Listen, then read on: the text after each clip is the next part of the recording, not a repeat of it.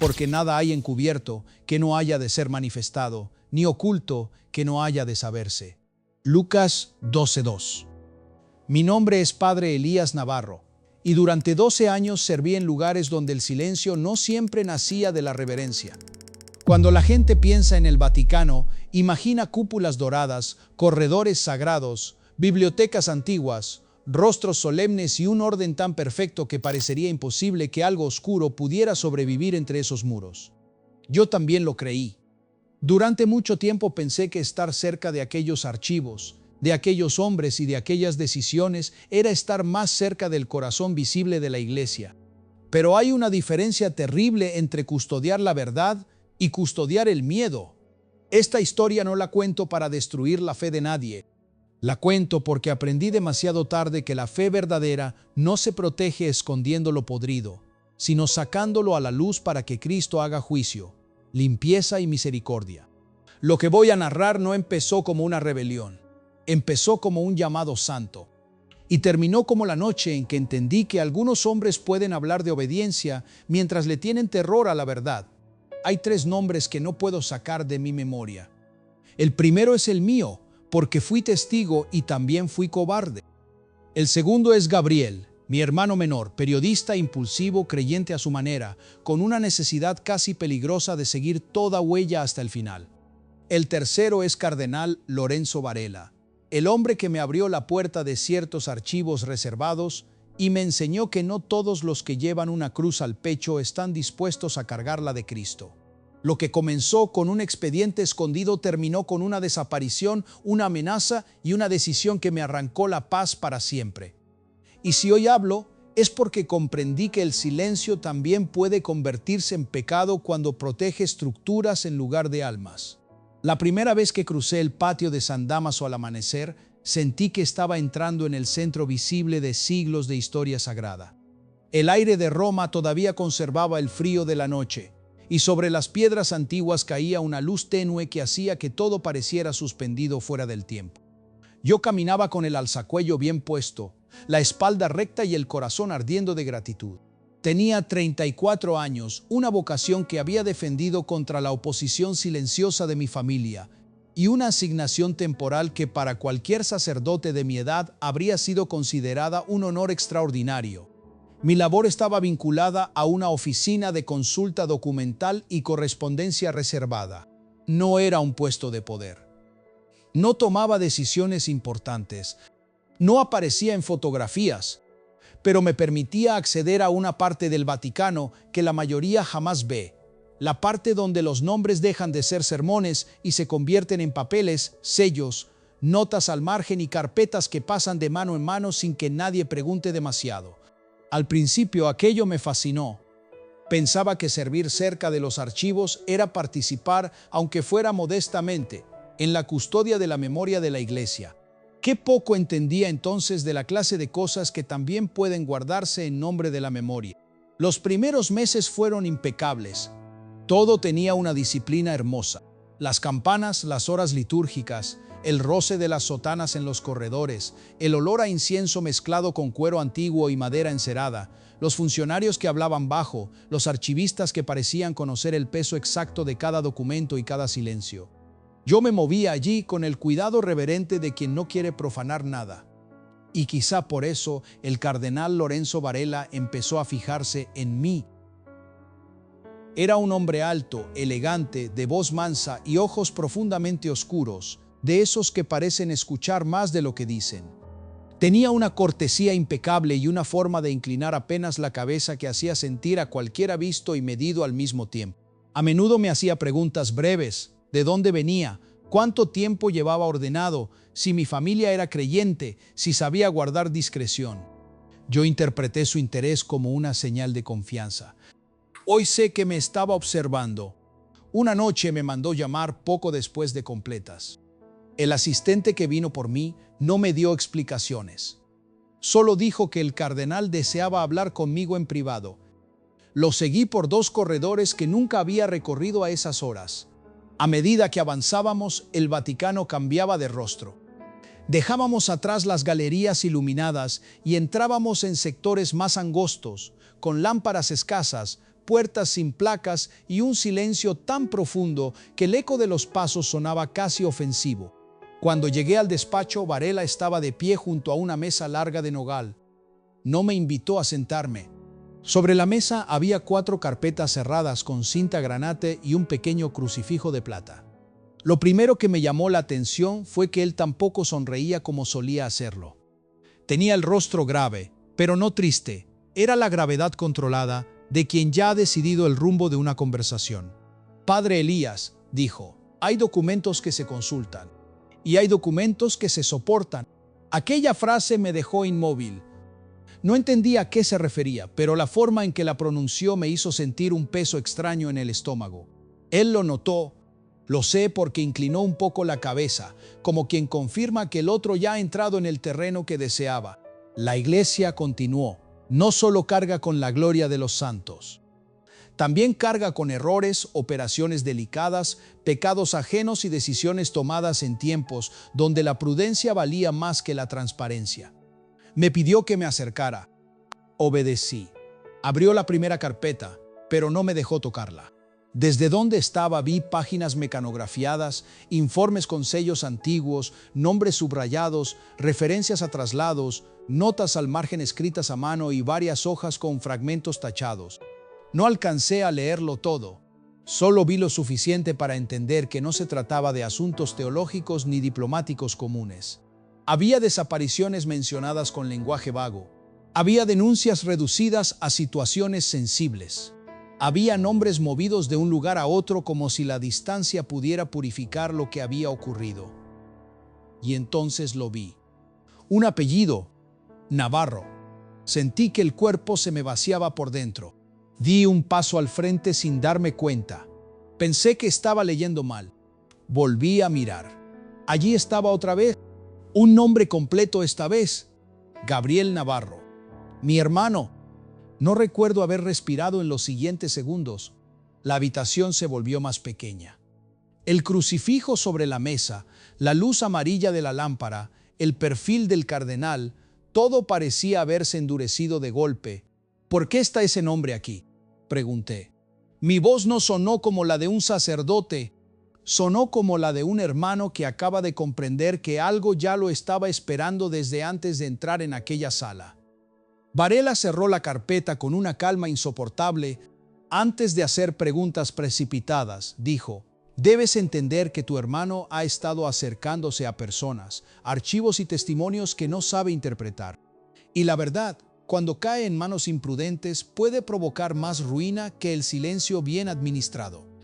Sentí una punzada de indignación, pero todavía no me atrevía a llamarla por su nombre, porque una parte de mí seguía aferrada a la idea de que tenía que haber una explicación correcta, una razón, un contexto, algo que justificara lo que estaba viendo.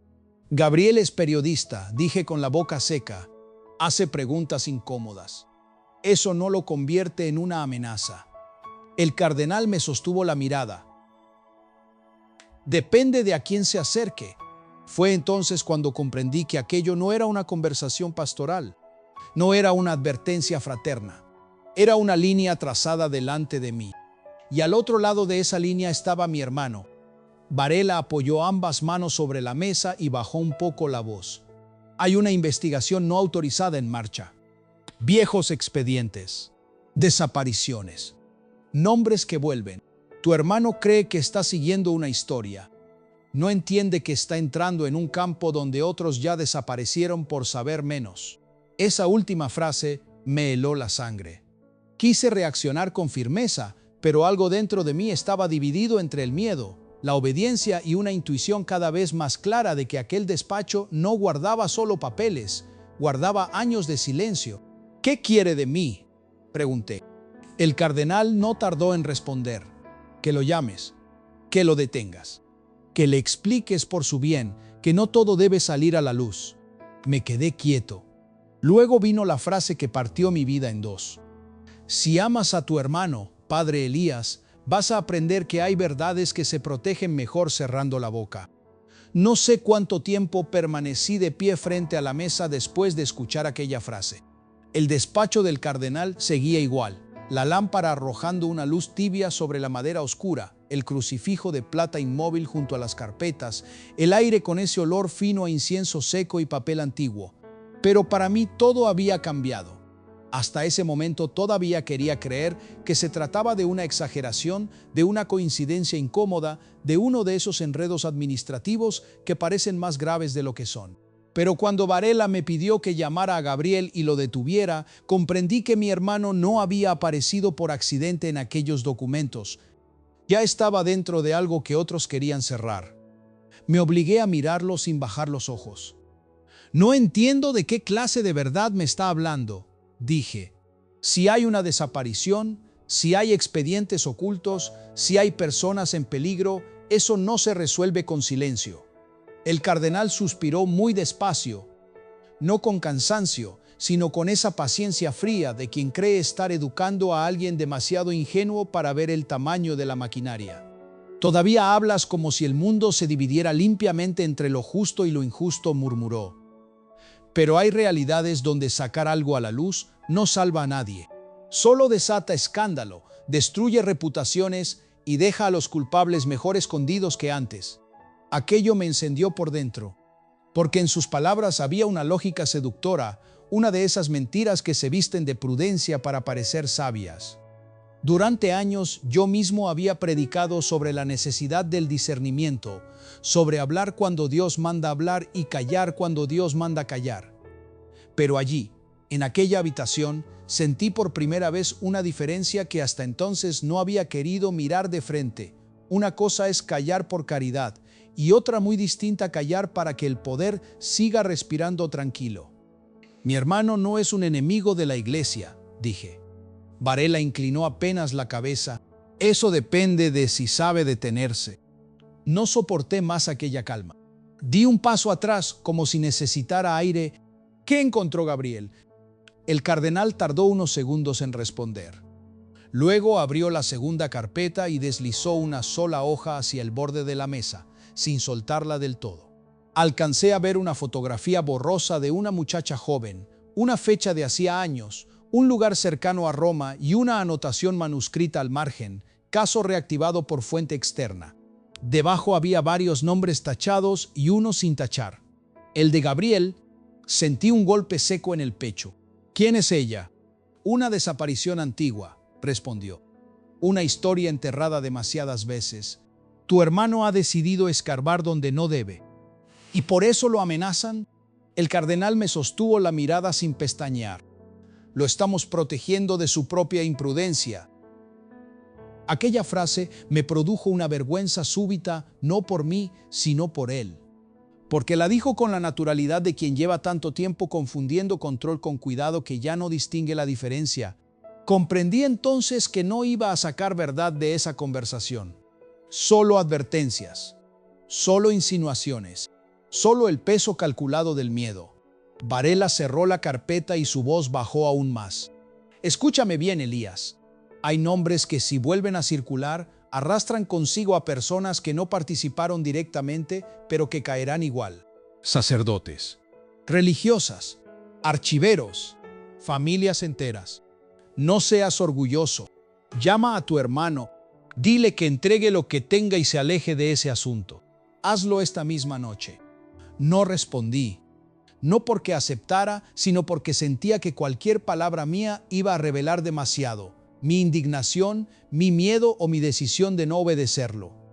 Y yo todavía no sabía cuál de las tres cosas iba a costarme más cara. Salí del despacho sin despedirme como debía. El asistente ya no estaba en el corredor. Caminé solo entre los pasillos casi vacíos, oyendo el eco de mis propios pasos y sintiendo que los muros antiguos del Vaticano ya no me rodeaban como una casa, sino como una estructura que sabía cerrar puertas con demasiada facilidad. Cuando por fin llegué a mi habitación, cerré con llave, apoyé las dos manos sobre el escritorio y me quedé así, inclinado, respirando como si acabara de escapar de algo invisible. Miré el teléfono durante varios segundos antes de atreverme a tomarlo. Marqué el número de Gabriel una vez. No respondió. Volví a llamar. Tampoco. A la tercera por fin escuché su voz. Sonaba baja, tensa, como si hablara desde un sitio donde no debía ser oído. Elías, susurró. Si me estás llamando desde ahí, ya es tarde. Sentí que el alma se me iba al piso. ¿Dónde estás? Hubo un silencio breve. Luego respondió, escondido, y no por paranoia. Vinieron a buscarme esta mañana. 2 hombres. Sabían lo que estoy investigando y sabían que tú estabas en Roma. Se me helaron las manos. Gabriel, escúchame. Tienes que salir de donde estés, ahora mismo. Del otro lado soltó una risa seca, sin alegría. Entonces sí era verdad. Sí tocamos algo real. Quise responder de inmediato, pero él habló primero con la voz aún más baja. Elías, encontré el nombre de una chica desaparecida y una referencia a un archivo que nunca debió existir. Y alguien me siguió hasta la pensión. Si no te lo dije antes fue porque quería confirmarlo. Pero ahora ya no sé en quién confiar. Cerré los ojos. Y por primera vez en muchos años, antes incluso de saber cómo iba a ayudarlo, comprendí que mi obediencia ya no podía seguir perteneciendo a los hombres que me pedían silencio. Me quedé con el teléfono pegado al oído, sin moverme, como si cualquier gesto brusco pudiera romper el hilo delgado que aún me unía a Gabriel. Del otro lado escuchaba su respiración contenida, el roce de algo metálico y, a intervalos, ruidos de calle amortiguados, como si estuviera escondido detrás de una persiana o dentro de un cuarto demasiado pequeño. Ya no era el hermano impulsivo que discutía con todo el mundo por principio. En su voz había algo nuevo. No solo miedo. Había certeza. Dime exactamente qué encontraste, le pedí. Hubo un silencio breve. Una desaparición de hace años, dijo al fin. Una muchacha vinculada a un coro juvenil, un traslado interno, una declaración que desapareció del expediente y una nota repetida 3 veces en distintos archivos. No reabrir por orden superior. Pensé que era una rareza hasta que apareció una segunda carpeta con nombres cruzados y uno de ellos estaba relacionado contigo. Sentí un golpe seco en el pecho. ¡Conmigo! Con tu oficina, con un archivo reservado y con un sacerdote que, según una fuente, murió antes de entregar una copia de ciertos documentos. Elías, esto no huele a simple encubrimiento. Huele a una cadena vieja, bien cuidada, de gente que sabe borrar rastros sin hacer ruido. Me pasé una mano por el rostro. Quise pensar con claridad, pero todo dentro de mí se estaba partiendo entre el sacerdote formado para obedecer y el hermano que empezaba a entender que lo estaban usando como una pieza de presión. ¿Quién más sabe lo que tienes?, pregunté. Gabriel tardó unos segundos en responder. Una mujer. Solo una. Trabajó años catalogando fondos privados para una congregación. Me contactó porque vio mi investigación. Dijo que hay un legajo escondido, que no figura en inventarios oficiales y que si algo le pasaba, debía buscar una referencia marcada con una estrella azul. Una estrella azul. No supe por qué, pero esa imagen se me clavó en la memoria con una fuerza extraña, como si ya la hubiera visto sin recordarlo todavía. Gabriel, escúchame bien, dije, bajando la voz por puro instinto, aunque estaba solo. No vuelvas a la pensión. No uses tus tarjetas. Cambia de lugar antes del amanecer y no confíes en nadie que se acerque diciendo venir de parte de Roma. Él soltó una risa amarga. Eso acaba de convertirte en el único al que no sé si puedo creerle del todo. Aquella frase me atravesó más que cualquier amenaza del cardenal, porque era justa. Yo había pasado años defendiendo estructuras que ahora se cerraban alrededor de mi propio hermano. Y él lo sabía. No te pido que confíes en mí por mi cargo, le respondí. Te lo pido como hermano. No voy a entregarte. Escuché entonces un golpe seco del otro lado. Gabriel dejó de hablar. Después oí pasos. No dentro de la habitación. ¡Afuera! Su voz volvió convertida en un susurro. Me encontraron otra vez. La llamada se cortó. Me quedé mirando la pantalla del teléfono después de que la llamada se cortó, como si de algún modo pudiera obligarla a devolverme la voz de Gabriel. Volví a marcar una vez. 2, 3. Nada.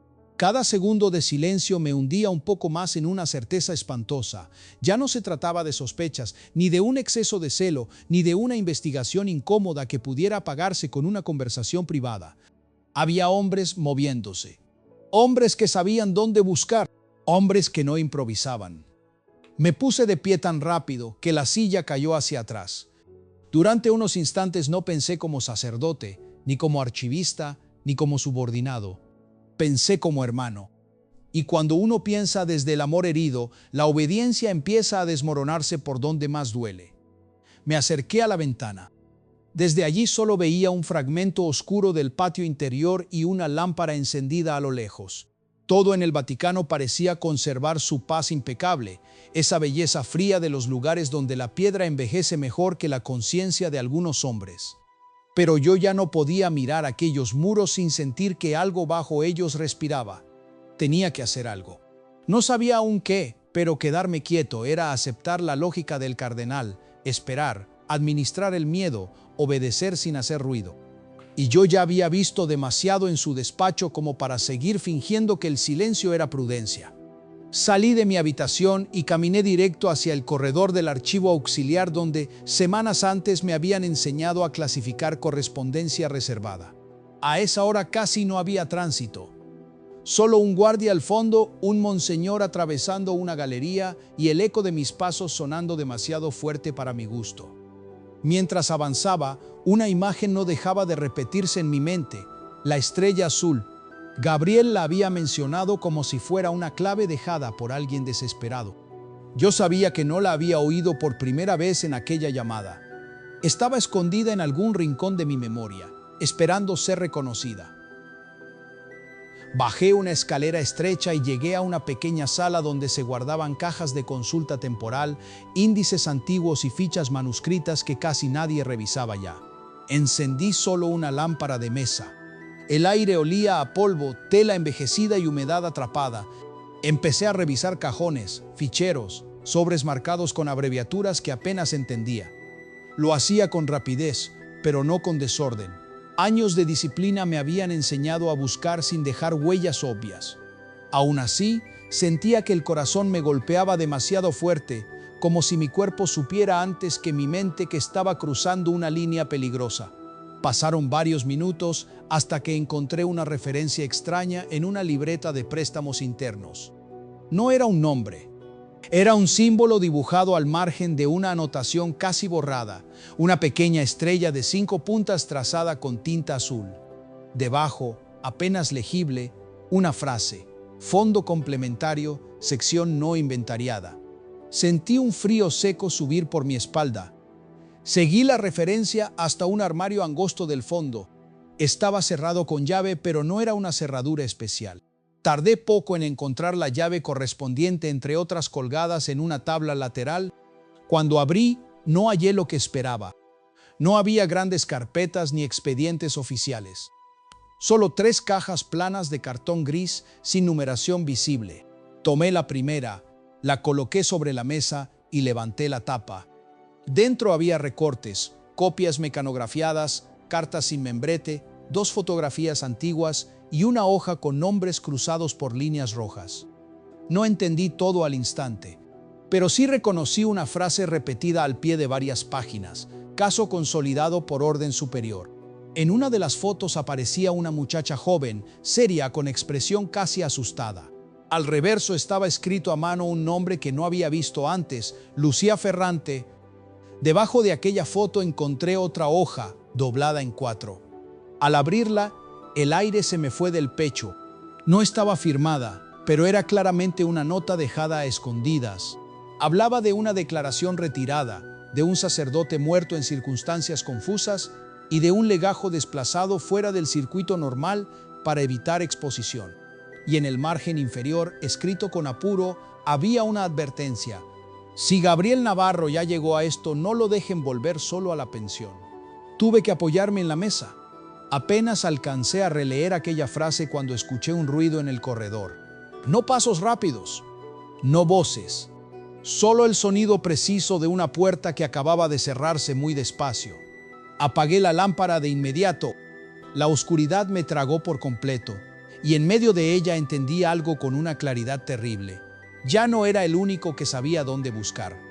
Me quedé inmóvil en la oscuridad, con la nota aún entre los dedos y el corazón golpeándome el pecho con una fuerza que me hacía sentir cada latido en la garganta.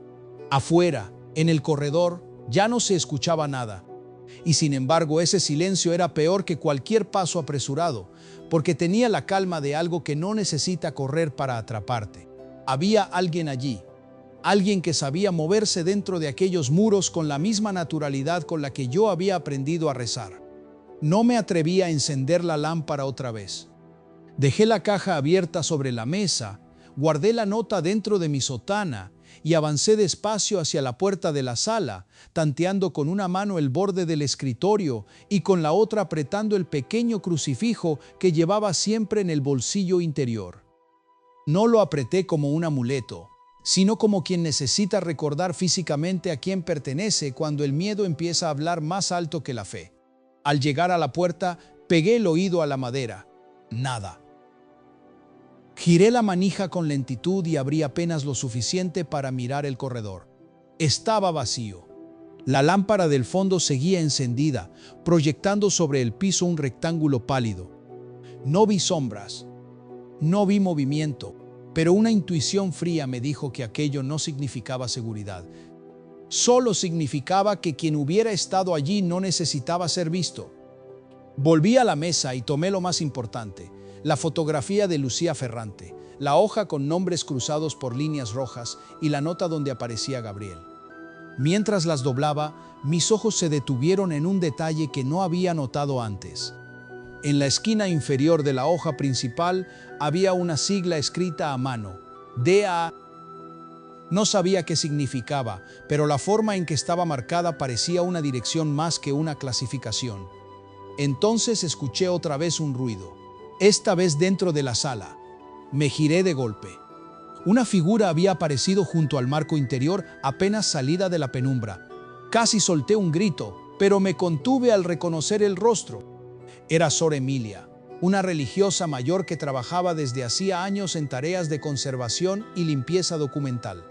Siempre hablaba poco, caminaba despacio y tenía esa expresión serena de las mujeres que han visto demasiado y ya no confunden gravedad con escándalo. No sé cómo había entrado sin que yo la oyera. «Apague su respiración, no la luz», murmuró. Su frase me dejó desconcertado.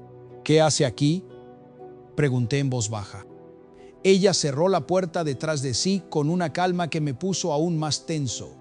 «Lo mismo que usted debió haber hecho hace días, llegar antes de que ellos llegaran». Se acercó a la mesa, vio la caja abierta y no mostró sorpresa. Solo cansancio. Luego tomó la foto de Lucía, la miró un segundo y la devolvió a su sitio. «La conocí», dijo. Habló demasiado tarde y confió en la persona equivocada. Sentí que la sangre me zumbaba en los oídos. «¿Qué sabe de Gabriel?». Sor Emilia me miró por fin directamente. Tenía los ojos húmedos, pero no de miedo, de duelo. «Sé que todavía está vivo. Y sé que lo están empujando hacia un lugar del que otros no regresaron con nombre limpio». Aquella frase me atravesó de un modo que no puedo explicar, porque no hablaba solo de desaparecer físicamente. Hablaba de otra forma de entierro, el descrédito, la manipulación, la acusación preparada para volver inútil toda verdad que alcanzara a decirse. «Necesito encontrarlo», dije. «Lo sé». Metió la mano en la manga de su hábito y sacó una pequeña llave unida a una cinta azul muy gastada. «DA 17, no es una sigla de archivo», susurró. «Es una puerta.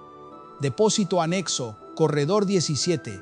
Allí guardaron lo que no debía circular por registros normales».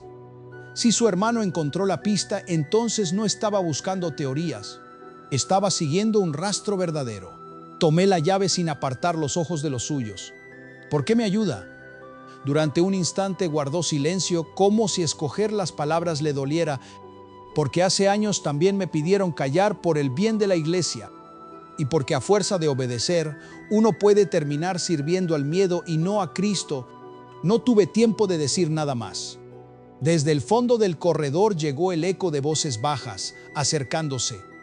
Sor Emilia dio un paso atrás y su expresión cambió por completo. Volvió a ser la religiosa discreta que nadie mira dos veces.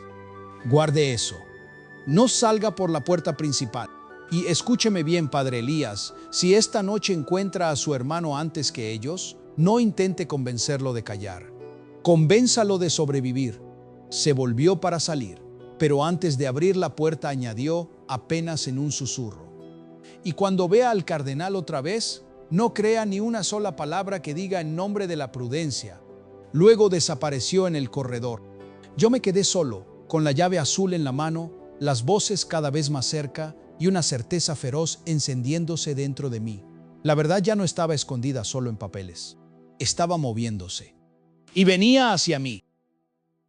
Apreté la llave con tanta fuerza que el borde metálico me dejó una marca roja en la palma.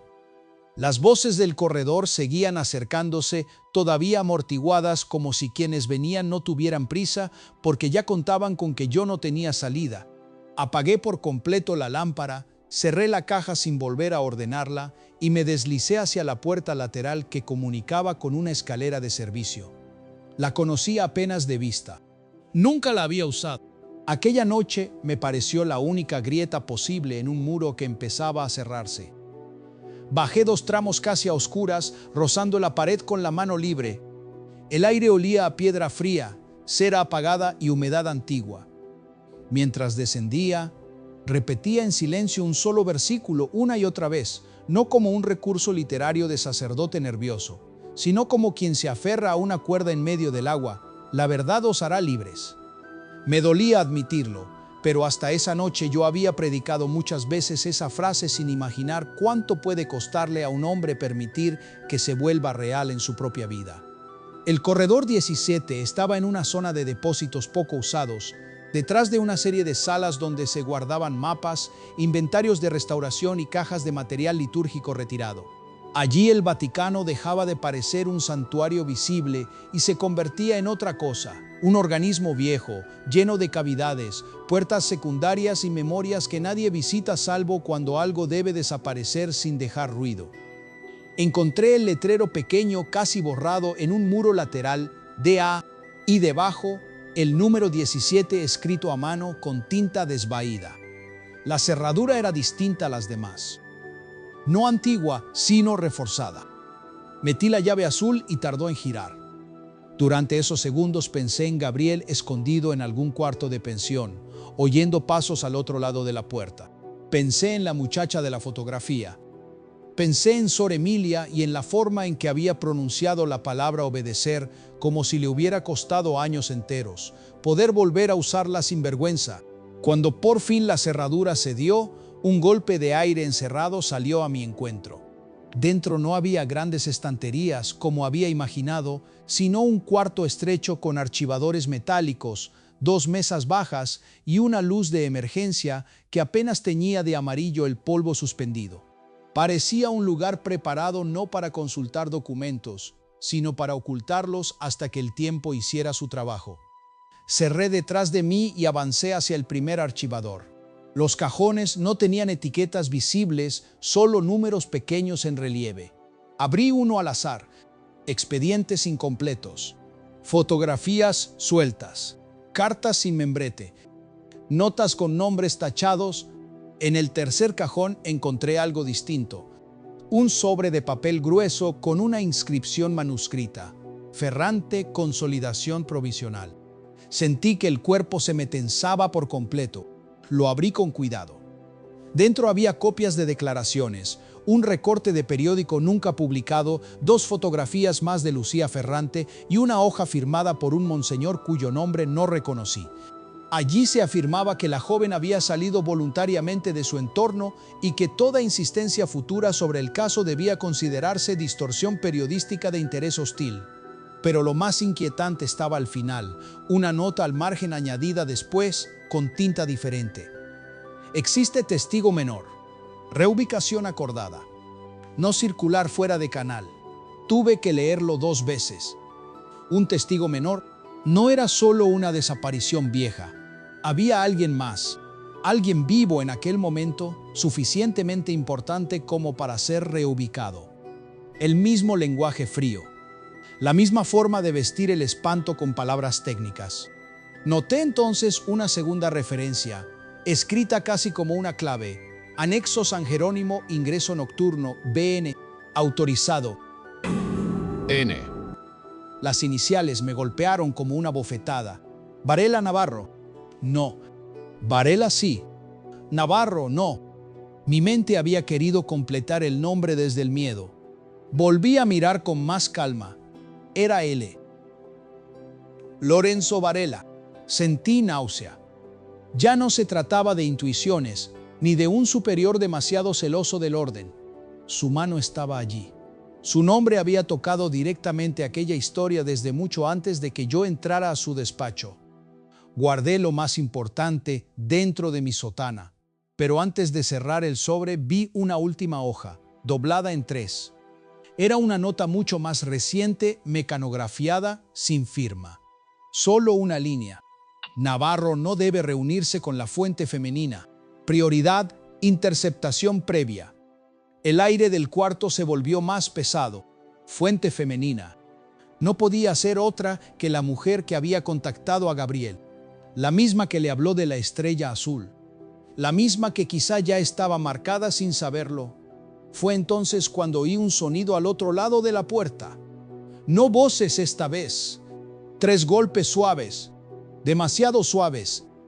Me quedé inmóvil, con el sobre abierto en las manos y la certeza clara como el hierro de que quien estaba afuera no venía a preguntar si el depósito estaba ocupado. Y luego escuché la voz del cardenal Lorenzo Varela, serena, cercana, casi paternal. Padre Elías, sé que está ahí dentro. La voz del cardenal atravesó la puerta con una calma que me heló más que si hubiera gritado. No sonó como la de un hombre que persigue, sonó como la de alguien que cree seguir teniendo autoridad sobre tu conciencia, incluso cuando ya te ha empujado al borde del abismo. Padre Elías, sé que está ahí dentro. No respondí. Me quedé inmóvil con el sobre apretado contra el pecho y la respiración tan contenida que empecé a sentir un dolor punzante bajo las costillas. Miré alrededor buscando una segunda salida, una rejilla, una puerta trasera, cualquier cosa. No había nada. Solo archivadores, polvo, 2 mesas bajas y la luz amarillenta que hacía parecer el cuarto aún más pequeño. Aquel lugar no había sido hecho para escapar. Había sido hecho para retener. Varela dio 2 golpes suaves más, casi corteses. No obligue a que esto se vuelva más desagradable de lo necesario. Su forma de hablar me produjo una rabia tan limpia que por un instante venció al miedo. Allí estaba del otro lado de la puerta, llamando desagradable a una red de desapariciones, testigos desplazados y documentos enterrados. Allí estaba, intentando seguir administrando el horror como si todo pudiera resolverse con tono pastoral y frases medidas. Guardé los papeles dentro de mi sotana y me acerqué despacio a la puerta, no para abrirla, sino para hablar con la menor debilidad posible. ¿Cuánto tiempo llevas sabiendo que yo estaba aquí? Hubo un pequeño silencio. Luego respondió: el suficiente para darte la oportunidad de salir por tu propio pie. Aquella frase confirmó lo que yo ya intuía. No me habían encontrado por azar, me habían dejado avanzar. Quizá querían ver hasta dónde llegaba. Quizá necesitaban saber qué había alcanzado a tocar. O quizá, peor aún, querían que yo mismo me convirtiera en prueba de mi desobediencia para poder neutralizarme después con limpieza administrativa. Encontré su nombre, dije. Esta vez el silencio fue un poco más largo. ¿Encontraste fragmentos?, replicó al fin, y los fragmentos, en manos agitadas, siempre mienten más que la totalidad. Aquella frase me revolvió el alma, porque era exactamente el tipo de perversión que yo temía. Usar lenguaje de discernimiento para relativizar la verdad, llamar prudencia al encubrimiento y desorden a toda conciencia que se niega a seguir tragando silencio. Hay una muchacha desaparecida, hay un testigo menor, hay notas de reubicación. Y su nombre está en medio de todo eso, dije, ya sin intentar sonar obediente. También va a llamarlo prudencia. Del otro lado escuché un leve roce, como si apoyara una mano sobre la puerta. Voy a llamarlo responsabilidad histórica, dijo. Hablas como si todo se redujera a culpables simples y víctimas limpias. No entiendes los contextos, las presiones, los daños colaterales que ciertas decisiones evitaron. Te falta perspectiva, Elías. Sentí náusea, no por miedo, sino por la claridad brutal con la que comprendí que un hombre puede permanecer años dentro de estructuras sagradas y aprender a pronunciar el mal con vocabulario de gobierno. Daños colaterales, perspectiva, responsabilidad histórica, palabras elegantes para no decir niños, desapariciones, cuerpos, familias, noches de búsqueda. Gabriel está en peligro por culpa de ustedes. La respuesta llegó inmediata. Gabriel está en peligro porque no sabe detenerse. Cerré los ojos un segundo y en ese segundo entendí algo que hasta entonces me había resistido a aceptar por completo. No había conversación posible con quien ya entregó la verdad a la conservación de su propio poder. Podía seguir hablando una hora más, citarle el Evangelio, recordarle el rostro de Cristo, suplicarle como sacerdote, como hermano, como hombre. Nada de eso iba a abrir una grieta si él ya había elegido desde hacía años a quién servir cuando la verdad se volvía incómoda. Me aparté de la puerta sin hacer ruido. Entonces oí otra voz detrás de la suya. Más baja, más práctica. Eminencia, no podemos quedarnos mucho. No estaba solo. Mi corazón empezó a golpearme otra vez con fuerza. Miré el archivador del fondo y luego la mesa más pequeña.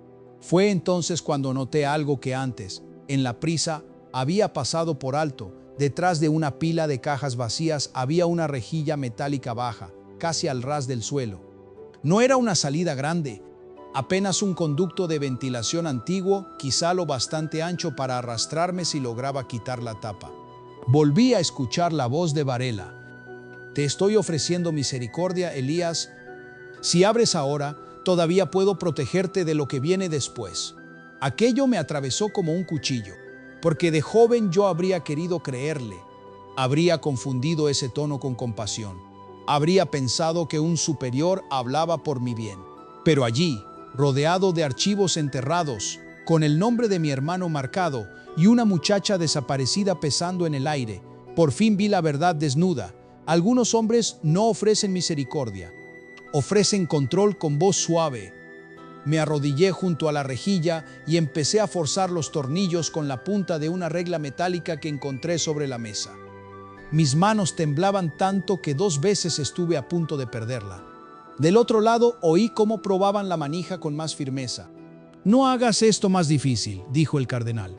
No respondí. Seguí aflojando el último tornillo hasta que la rejilla cedió con un chasquido seco que me pareció tan fuerte como un disparo. Al mismo tiempo, la puerta recibió un golpe del otro lado. Luego otro. Ya no estaban fingiendo paciencia. Metí primero los papeles, después el hombro. El conducto era angosto, áspero, lleno de polvo viejo. Apenas podía respirar bien ahí dentro. Detrás de mí la madera crujió. Y justo antes de arrastrarme por completo, escuché la voz de Varela por última vez, ya sin serenidad, ya sin máscara. Si sales con eso, no podrás proteger a tu hermano. Seguí avanzando en la oscuridad, con el metal raspándome la sotana y el pecho lleno de una certeza que ardía más que el miedo. Mi hermano ya nunca había necesitado que lo protegiera con silencio. Necesitaba que por una vez yo eligiera la verdad antes que la obediencia. El conducto era más angosto de lo que había imaginado. Avancé casi sin aire, con los codos raspándome el metal y el polvo viejo pegándoseme a la cara y a la garganta. Detrás de mí todavía escuchaba golpes sordos, órdenes contenidas, el crujido de la puerta cediendo poco a poco. Quise acelerar, pero apenas podía moverme. En aquel túnel bajo y oscuro no había dignidad sacerdotal, ni compostura, ni nada que se pareciera al hombre correcto que yo había intentado ser durante años. Solo había un cuerpo huyendo y un alma que por fin entendía que la verdad, cuando decide salir a la luz, casi siempre obliga a arrastrarse primero por lugares humillantes. No sé cuánto avancé, tal vez unos pocos metros, tal vez una eternidad. En un punto el conducto descendió levemente y el aire se volvió más frío. Delante de mí apareció una rejilla oxidada por donde entraba una franja mínima de luz. Empujé con ambas manos hasta que se dio con un gemido metálico. Caí sobre un piso de piedra, de rodillas, tosiendo como si hubiera salido de una tumba. Estaba en un corredor de mantenimiento, estrecho, casi en ruinas, con cañerías antiguas junto al techo y lámparas de emergencia que apenas lograban romper la penumbra. El lugar olía a humedad, aceite y abandono.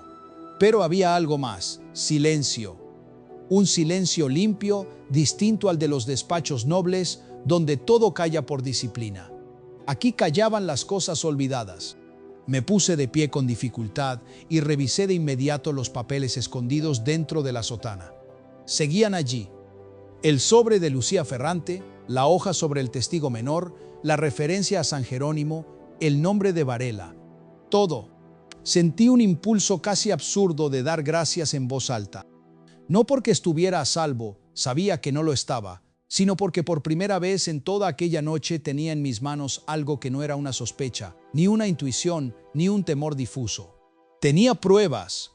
Y sin embargo, en medio de ese alivio mínimo, me golpeó una verdad peor. Gabriel seguía solo. Busqué el teléfono con manos temblorosas. No tenía señal en aquel corredor. Avancé hasta una escalera lateral, subí 2 tramos y llegué a una puerta metálica que daba a un pequeño patio exterior casi escondido entre muros altos. Apenas crucé, la señal volvió. Marqué de inmediato el número de Gabriel. No respondió. Volví a llamar. Nada. A la tercera llamada, una voz femenina contestó, agitada, susurrando tan bajo que tuve que cubrir el auricular para entenderla. No vuelva a insistir si no quiere delatarnos. Me quedé inmóvil. ¿Quién habla? ¿La persona que lo contactó a través de su hermano? Sentí un escalofrío seco. ¿La mujer de la estrella azul? Hubo una pausa mínima. Ya encontró demasiado para seguir fingiendo que no entiende. Escuche bien. Gabriel cambió de lugar hace una hora. Lo estaban siguiendo. Yo también tuve que moverme. No podemos hablar mucho. Miré alrededor por puro instinto. El patio estaba vacío, pero ya no confiaba ni en el aire. Tengo documentos, dije. Pruebas directas, el nombre de Varela, referencias a reubicaciones y a un testigo menor. Del otro lado se hizo un silencio profundo. Luego ella habló con una gravedad que me atravesó. Entonces ya no se trata solo de una chica desaparecida. Se trata de alguien que sobrevivió. Eso parece... La mujer respiró hondo. Escúcheme bien, padre. Si ese testigo sigue vivo, lo han mantenido escondido durante años porque su existencia destruye la versión oficial.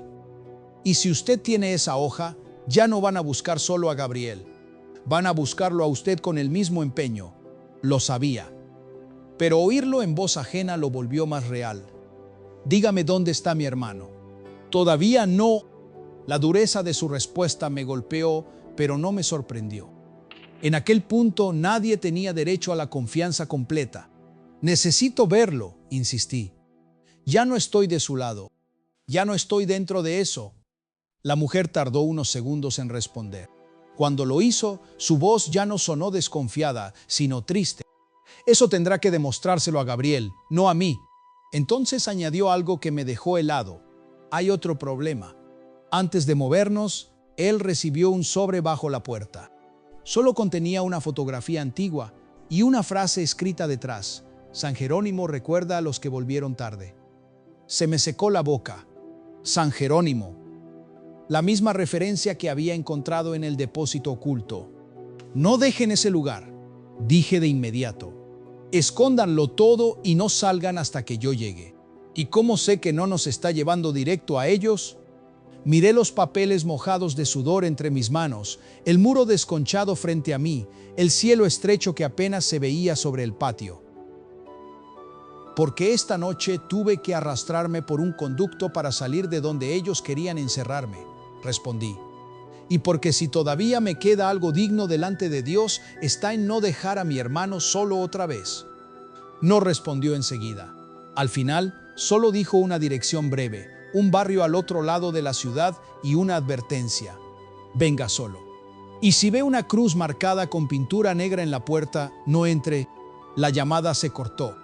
Me quedé unos segundos mirando la pantalla con el pulso desbocado y una certeza ardiéndome por dentro. Aquella noche no estaba persiguiendo una historia ajena. Estaba caminando directo hacia el punto donde el silencio, la sangre y la verdad iban a encontrarse de frente. Llegué al barrio que la mujer me indicó poco antes del amanecer. Roma todavía estaba sumida en ese silencio gris de las horas en que la ciudad parece contener la respiración antes de volver a mostrarse al mundo. Caminé las últimas calles a pie, con el cuello del abrigo levantado, la sotana oculta bajo ropa oscura y los documentos pegados al pecho como si llevara una herida abierta. Cada coche estacionado me parecía una vigilancia, cada ventana encendida una posible mirada. No era paranoia, era el precio de haber visto demasiado en una sola noche. La dirección correspondía a un edificio antiguo, estrecho, de fachada gastada y persianas bajas. Antes de acercarme miré la puerta con el corazón golpeándome en la garganta. Busqué la señal que ella me había advertido. No había ninguna cruz pintada en negro, solo la madera húmeda, una placa torcida y el número medio borrado por los años. Aún así, no toqué enseguida. Me quedé unos segundos inmóvil, orando en silencio, pidiéndole al Señor discernimiento para no confundir urgencia con ceguera. Llamé 3 veces, en el ritmo que ella me había indicado. No respondió nadie. Volví a llamar. Entonces escuché un movimiento adentro, pasos breves, el roce de una cadena y finalmente la puerta entreabriéndose apenas lo suficiente para dejar ver un ojo cansado. Era la mujer de la voz, unos 50 años, rostro pálido, cabello recogido sin cuidado y una mirada endurecida por demasiadas noches sin descanso. «Entre rápido», murmuró. Subí con ella hasta un apartamento en el 3er piso. Las persianas estaban cerradas, la mesa llena de papeles, recortes y tazas frías. Y allí, sentado junto a la ventana, con la barba crecida, ojeras profundas y una tensión que parecía haberse pegado a sus hombros, estaba Gabriel. Nos miramos en silencio. No corrió hacia mí, no sonrió. No había espacio para sentimentalismos fáciles. Mi hermano tenía el rostro de los hombres que ya no pueden permitirse el lujo de la ingenuidad. Aún así, cuando me acerqué, se puso de pie lentamente y me abrazó. Fue un abrazo breve, duro, más parecido a una confirmación que a un consuelo, pero bastó para que algo dentro de mí se quebrara. «Pensé que no vendrías», dijo al separarse. «Yo también temí eso de mí mismo», respondí. La mujer se llamaba Marta. Había trabajado años catalogando fondos privados vinculados a congregaciones y obras de acogida. No era una teórica ni una agitadora. Hablaba como quien ha pasado demasiado tiempo comprobando que el mal, cuando se organiza bien, aprende a parecer burocracia. Le mostré los documentos que saqué del depósito oculto. Los revisó uno por uno sin hablar. Cuando vio la referencia a San Jerónimo, alzó la cabeza de inmediato. «Entonces sí existe el segundo archivo», murmuró. Gabriel me miró. «¿Qué es San Jerónimo?». Marta tardó unos segundos en responder, como si ponerlo en palabras volviera todo más real. «No es solo un lugar, es una ruta, un nombre interno. Casas de paso, ingresos nocturnos, traslados sin registro formal. Cuando alguien debía desaparecer sin parecer desaparecido, lo movían por ahí». Sentí que el aire del cuarto se volvía más pesado. «¿Y el testigo menor?», pregunté. Marta apoyó lentamente la hoja sobre la mesa. «Si esto es auténtico, no hablamos solo de una muchacha desaparecida. Hablamos de alguien que vio algo, sobrevivió y fue escondido para sostener una mentira durante años». Gabriel se pasó una mano por el rostro y luego sacó de un cajón un sobre amarillento. Me lo tendió sin decir nada. Dentro había una fotografía antigua de un patio amurallado, un árbol torcido y una entrada lateral con una placa casi ilegible. Al reverso, escrito con tinta desvaída, solo decía «Casa San Jerónimo». Lo miré de inmediato. «¿De dónde salió esto?». «Del sobre que dejaron bajo mi puerta», dijo Gabriel. Pero no fue lo único. También dejaron una hora, esta noche 11:30. Marta cerró los ojos un segundo, como si estuviera oyendo confirmarse un miedo antiguo. «Nos están citando», dijo. «No», respondí. «Nos están empujando». Gabriel clavó los ojos en la fotografía. con esa expresión que tenía desde niño cuando una verdad lo hería lo suficiente como para volverlo todavía más terco. Entonces iremos. Me volví hacia él de inmediato, no solo porque ellos quieren que vayamos. Mi hermano levantó la mirada. No, Elías. Iremos porque por primera vez nos dejaron de esconder el camino. En ese instante sonó el teléfono fijo del apartamento. Nadie lo había usado en días. Los tres nos quedamos helados. Marta fue la primera en reaccionar. Se acercó despacio, levantó el auricular y no dijo nada. Escuchó apenas 2 segundos. Luego palideció de una forma que no olvidaré jamás. Tapó el auricular con la mano y nos miró con los ojos llenos de algo peor que miedo. Dicen que si queremos encontrar al testigo vivo, debemos llegar solos a San Jerónimo antes de medianoche. Nadie habló durante varios segundos después de aquella llamada. El auricular seguía en la mano de Marta, temblando apenas. Gabriel tenía la fotografía de San Jerónimo entre los dedos, tan apretada que pensé que iba a romperla. Yo me quedé de pie junto a la mesa, sintiendo que todo lo que había ocurrido desde el despacho del cardenal nos había estado empujando, paso a paso, hacia ese punto exacto. Ya no era solo una investigación, ya no era solo una desaparición antigua, era una cita con la verdad, y también con el precio de mirarla de frente. «Es una trampa», dijo Marta al fin, dejando el teléfono en su sitio. «Claro que lo es», respondió Gabriel. «Pero también es la primera vez que nos ofrecen el centro y no solo los bordes». Lo miré y vi en su rostro algo que me dolió profundamente. No era entusiasmo, ni orgullo, ni la excitación de un periodista cerca de una gran historia. Era cansancio. Un cansancio atravesado por decisión. Mi hermano ya no estaba persiguiendo un caso. Estaba caminando hacia un lugar donde tal vez se decidiría si años de silencio seguían respirando o empezaban a quebrarse. Pasamos el resto del día preparando lo poco que podíamos preparar. Hicimos copias, repartimos documentos, dejamos sobres cerrados en 2 direcciones distintas y Marta envió un mensaje breve a una persona de confianza con instrucciones para abrirlo todo si no recibía señal antes del amanecer. Yo escribí una carta con mi nombre completo, el cargo que ocupaba y una confesión sencilla, que había visto lo suficiente para no seguir obedeciendo a quienes pedían silencio en nombre de la prudencia. Mientras escribía, comprendí algo con una claridad casi dolorosa. La obediencia cristiana nunca fue diseñada para servir de refugio al encubrimiento. La obediencia que traiciona la verdad deja de ser virtud y se convierte en miedo con ropa sagrada. Salimos hacia San Jerónimo cuando la noche ya estaba cerrada. La casa no era un convento visible ni un edificio solemne. Era una construcción antigua, apartada, con muros altos, jardín descuidado y una capilla lateral que parecía abandonada desde hacía años. Todo en aquel lugar tenía el aspecto de lo que alguna vez quiso parecer santo y después fue usado para otra cosa. Entramos por una puerta lateral entreabierta. Nadie nos recibió, nadie habló. Solo el crujido de la madera vieja, el olor a humedad encerrada y una sensación de vigilancia que se pegaba a la piel. Avanzamos por un corredor estrecho hasta una sala interior. Y allí lo vimos.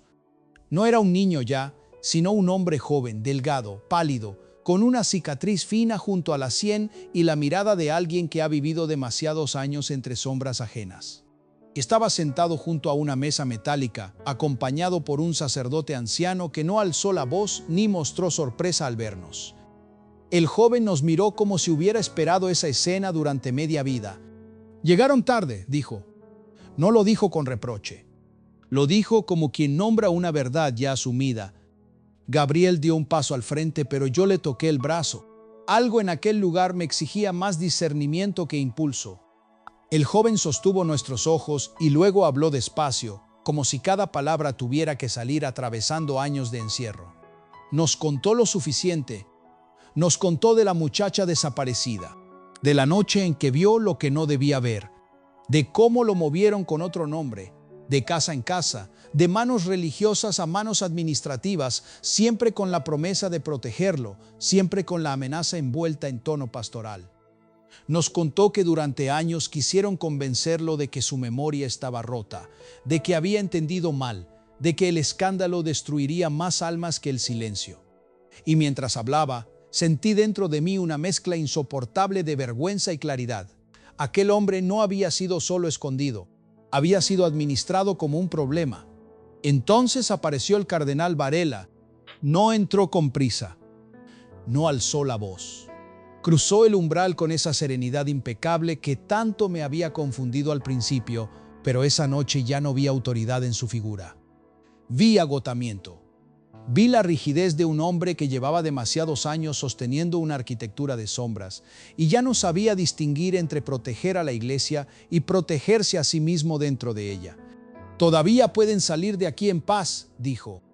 Y por primera vez fui yo quien no sintió miedo al escucharlo, porque comprendí algo definitivo. La paz que exige silencio ante la injusticia no es paz, es cautiverio con lenguaje elegante. Gabriel dio un paso al frente. Marta abrió su bolso y dejó sobre la mesa las copias. Yo saqué mi carta. El joven testigo levantó por fin la cabeza con firmeza. Ninguno gritó, ninguno hizo un discurso grandioso. Solo ocurrió algo mucho más fuerte.